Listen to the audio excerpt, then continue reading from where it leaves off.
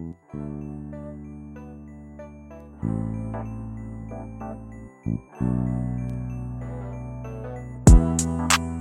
to be a hustler. I used to be a runner. Came from the gutter. Now we be on that struggle. Used to be in a life full of crime. I gotta hustle and do whatever it takes to survive up in the jungle. Talking rock bottom from the gutter. I used to get in trouble, but now I'm beyond the struggle. Hey everybody, this is Mark with Beyond the Struggle. I am here this evening with Tika. Tika is going to share her story with us this evening. So Tika, what I want to do is go ahead and start from the earliest memory that you can remember, or at least at minimum where it started for you, as great as life should be, should I say. Probably was right when I was 16. I had that, I'm going to do what I want in life. Nobody's going to tell me anything. I have the life figured out. My mom and my stepdad, they were always together. They had split up at the time. We were staying in hotels. I dropped out of school. Started hanging out with my mom's best friend's daughter, and things went south from there. I ended up in prison jail at 18 and 19 with a 49 felony count indictment. Man. Yeah. Pled to added count 51 and went to prison. Man, that's a rough start as an adult. Shit. Yeah. I mean, I was literally had my 19th birthday in Jeffco jail on my GED. It's got the Jefferson County address on it. So were you already using at 16 though? Yeah. Yeah. And you met? Yep. And then I started shooting it up, and then I started. 16, you were shooting? No, about 17. It took about a year. But 17 I was, and that's a whole different ball game, And then was racking on the felonies, thought that I was going, thought that because they would charge you and then let you out of jail because they would drop the charges. And I thought, oh, they don't know shit, thought I was pulling the wool over their eyes. And then they were just getting an indictment. So for the next year, they waited for me to turn 18 to arrest me so I could, the attorney general went to my grandma's house and was like, this is a huge case, you know what I mean? Like, we bought houses it was identity theft basically, because that comes hand in hand, but it had like Embassy Suites account number and would go and people would be selling their cars. We'd go and check them out. And then after the banks closed, U.S. Bank used to be able to do a merchant verification. So we would give them the account number, like our dads, make up some story. Our dads were going to college. They'd sign the title over to us and on our way with the car and title in hand. And it became addicting too, Right. The whole hype of it. And then, then the next thing you know, you're sitting in jail, just a baby too. I mean, 18 years old, that's super fucking young, Yeah. To go to prison. When was the first time? So 16, you started your journey. When was your first time? Did you get in trouble before you got 18? I mean, you start racking up charges. Oh yeah. Stealing alcohol from the stores, and I would have petty charges, and I would have like little bullshit charges, and I just thought I was invincible. Hold on, stay right here. Anything that my mom told me, I was like, moved out of her house because I knew better. Right. So bought houses, with fake checks. Got a loan from a bank for a house up in Johnstown, a house on 38th and Irving. So are you originally from Colorado? Yeah, I was born in Oklahoma, but I've lived here since I was 6 months. So yeah. And Yeah. So then,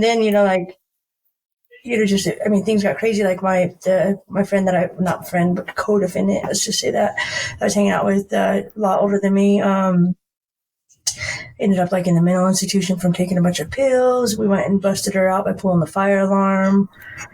When we ended up going to jail, they're like, oh, she's in there telling on you. She's telling everything. And I'm like, oh, fucking the only thing that I'm telling you is what the weather's going to be like she's telling you everything, nothing else to tell. I was fucking blindsided. I didn't think she was really telling, but she was. And, it's probably the best thing that could have happened because Absolutely.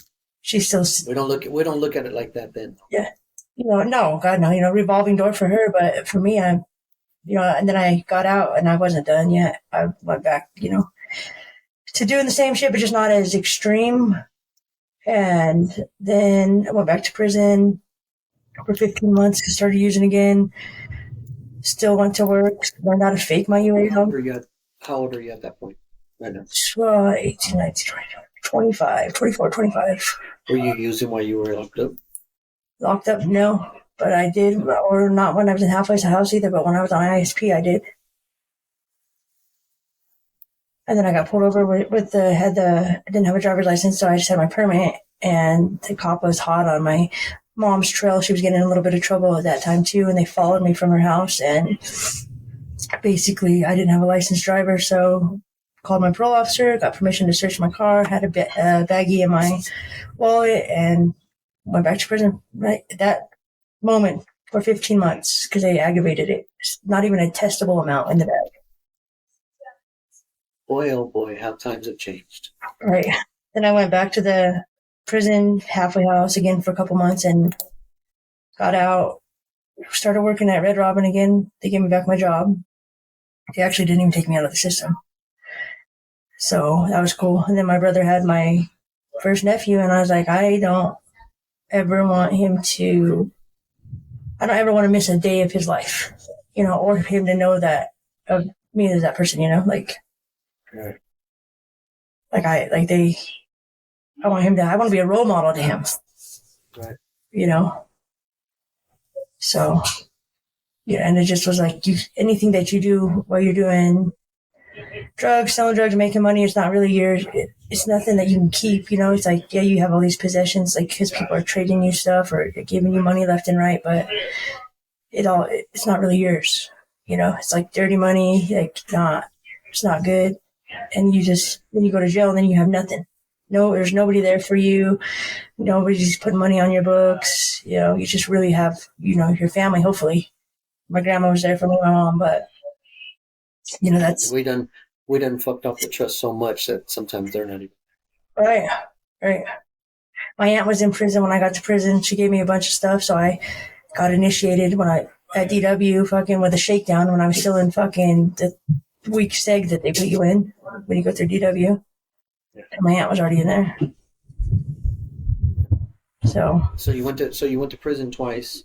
Yeah. Jail multiple times. Oh, can't even count how many times I went to jail. So from what'd you say, about 26 is when you decided to quit? Yeah. And because I had the first one, a 5-year tail on parole. Then I got 15 months and a 1-year tail, I think it was. But that intertwined with my 5-year tail because that one was like a 10-year sentence. 2012, I killed my number with everything, with parole and good time and everything. So May 24th, 2012, I think it was. It was May something, 2012. Last time you ever used? No, that's not the last time I ever used. I have slipped up. It's been, my nephew was born in 2011 and just going through some shit. My grandma died, my grandpa died, and, I fell off a little bit, but I broke up with my girlfriend and probably had a couple months of acting a fool. Mm-hmm. And then I started, obviously all the same people are welcoming with open arms back to that lifestyle, you know what I mean? Absolutely. And one of my buddies, he ended up sleeping with my girlfriend, and it was just a big old mess. And it probably could have got the better of me, but it didn't. And then I actually, a few months later, met Aaron. I had already cleaned back up. It was just a little rough patch, you know what I mean? Right. And then started my own company with the trees. Didn't know shit about it, but basically somebody was like, "Oh, if you were so smart, you should have this. You could." I was working for a tree company, and I was like, "Fuck you, dude!" Like I already got them 3 contracts. I was like, "I am fucking smart," you know what I mean? And that gave me fucking motivation. Yeah, with my Honda, fucking went around and just, I don't even know how I did what I did, but it's turned successful, And then I sold the company and got into the elevator trade. That's where you're at today. Mm-hmm. Yep. Nice. In apprenticeship. So what would you say to let's do it like this. What would you say to yourself at 16 right now if you can I mean obviously we'll keep it in mind that you're blessed with Aaron and you're blessed in your life right now and you're going to change that. You know what I'm saying? Because everything that you did obviously made you who you are today. Right? Let's pretend for a second that you can go back and tell yourself something to change that course of life because obviously you're a very very very smart woman. You know what I mean? I know that because I know you personally. But what would you tell yourself? Do you think that will change your mind, or to another girl that is in the same, going through the same bullshit that you went through? What do you think would change your mind? Because I tell this to people like all the time. Like if I knew everything I knew at 16 now, my life would be great because I thought I had everything figured out. It's just it's really hard to get through to children because, like it takes experiences and it takes, you can talk to somebody till they're blue in the face and tell them, like this is going to happen or that's going to happen. Let me just give an example. My friend's son the day after Thanksgiving, he had a real sheltered life. His dad was super abusive. His mom fought for him his whole life. Sheltered. Well, he gives up custody finally to her. He's 17, signs over his rights and everything. Well, he decides he wants to be a gangster. Day after Thanksgiving, he gets shot 10 times. He's 18 years old. And he's, lucky to be alive right now. This is, only happened a couple months ago, but like, I have told him, like, like that, that lifestyle is not good. Like you've been jet skiing with us. You see our houses, you see our cars, like, like there's a better life than that. And it's almost like he wanted to find out for himself. It's like, well, you don't have to go that route, because it's going to end it. Well, now you're shot. You know what I mean? Like you can't even walk now. You might lose your leg still. And you were a gangster for 2 years and you weren't good at it, but now you have these consequences, you know what I mean? And it's like at that age, I don't think I wish I would have listened to somebody, instead of thinking I had everything figured out. But I thought I knew, I was so smart, but at the end of the day, nothing comes out of it, nothing comes out of it except for jail, time away from your family, a criminal record that, it doesn't hold you back in a sense, but it does, for certain things.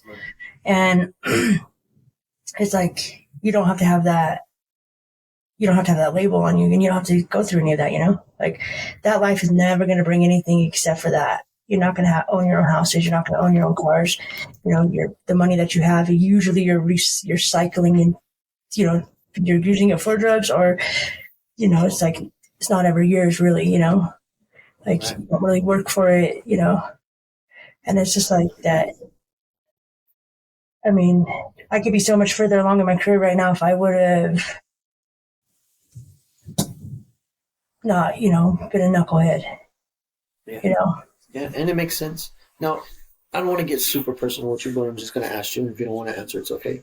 Now, when you're 16, your mom and your dad are in your life?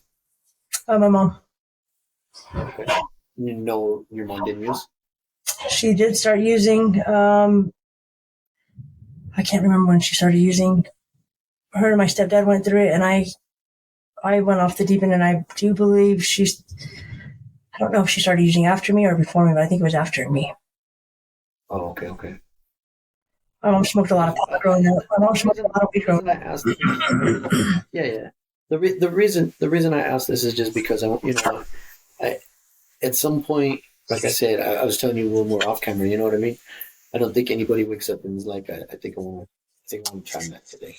You know what I mean? Right. And somewhere along the line, and I know you said your mom's best friend, her daughter, you guys got into some shit, but at some point, my decision is still my choices, it was. You know, I never put blame on anybody. I knew exactly what I was doing. Like, I wouldn't even give her that fucking validation to be like, oh, yeah, I did this because, you know, like I made the decisions. I was influenced, maybe, but I still was standing on my own 2 feet, making my own decisions. You know what I mean? She didn't have a gun to my head, Right. you know? Right.